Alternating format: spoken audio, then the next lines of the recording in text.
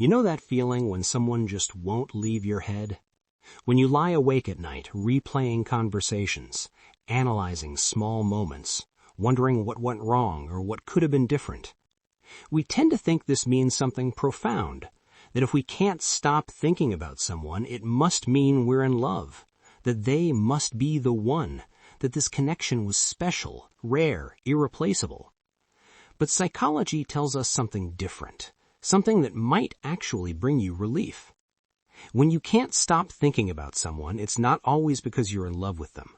More often, it's because your brain hasn't finished processing the story. Let me explain what I mean. Your mind is essentially a meaning-making machine. It's constantly trying to understand the world around you to create coherent narratives that make sense.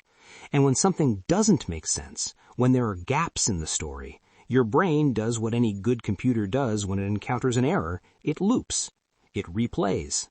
It reviews. It searches. The mind loops what it doesn't understand.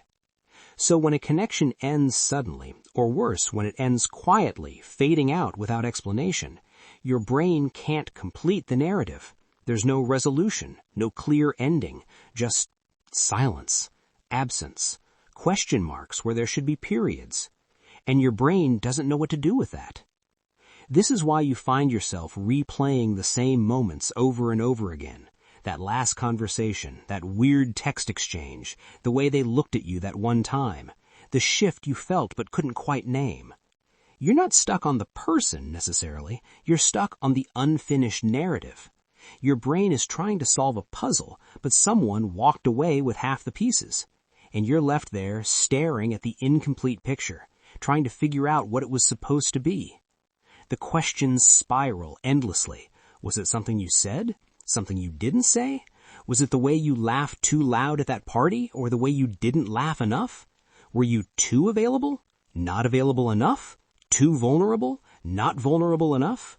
Were you simply not enough, period? Or maybe, just maybe, were they simply unable to show up?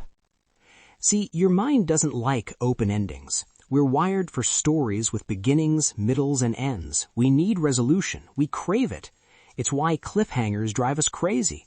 It's why we binge watch entire seasons just to find out what happens next. And when we don't get that ending, the mind keeps searching for it.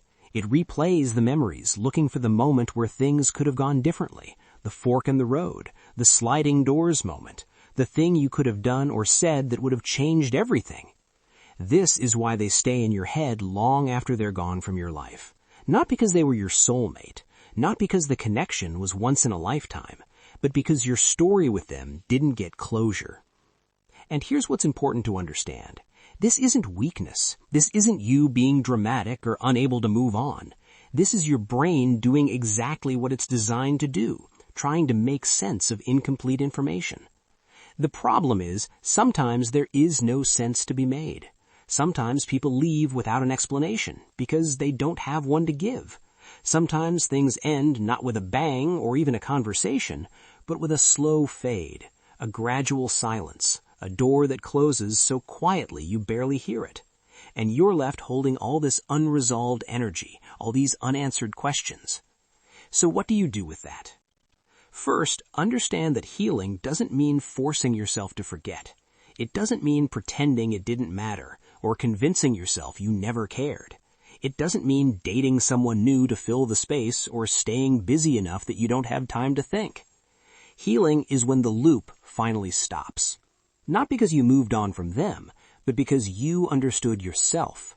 You understood that their inability to communicate wasn't about your worth. You understood that the end of the story doesn't erase the chapters that came before. You understood that you can honor what was real without needing them to validate it. You understood that closure isn't something someone else gives you. It's something you create for yourself.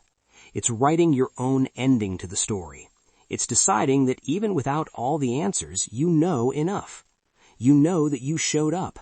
You know what you offered. You know what you learned. And that's enough to close the book. The loop stops when you stop searching for meaning in someone else's silence and start finding it in your own experience. When you stop asking, why didn't they choose me, and start asking, what did this teach me about what I need? When you realize that the person you can't stop thinking about isn't the main character of this story, you are. And your story doesn't end just because they left the narrative. It continues. It evolves. New chapters are already being written. So if someone is stuck in your head right now, be gentle with yourself. Your brain is just trying to complete the puzzle. Give it time. Give it patience. Give it the understanding that some puzzles don't get solved, and that's okay. You don't need all the pieces to move forward. You just need to understand yourself. And when you do, when you finally do, you'll find that they've quietly slipped from your thoughts, not because you forced them out, but because your mind finally has its answer. The story is complete.